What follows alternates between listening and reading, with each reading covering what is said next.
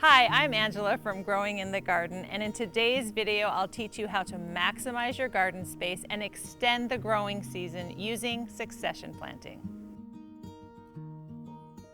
When you stagger the planting of different crops, you avoid having everything ready to harvest at the same time. Succession planting also gives you an opportunity to try different varieties of crops to see which ones perform best in your climate and area. The best crops to try out with succession planting are short season, easy to grow crops like radishes, lettuce, cilantro, beans, and carrots. Are you ready to give it a try? Here's how to do it. The first step is to determine the planting interval. This will vary depending on the crop, but it's usually between 2 and 4 weeks.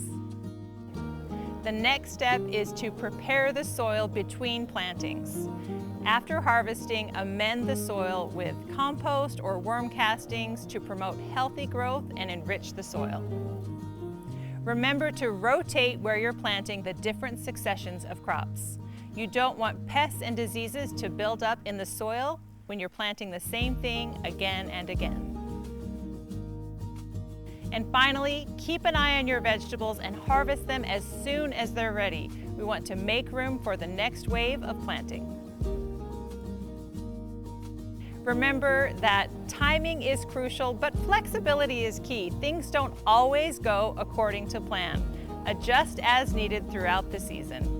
Make the most of your garden harvest with succession planting, and if you want to learn more, head to Kellogg Gardens YouTube channel for a deep dive into more of these topics.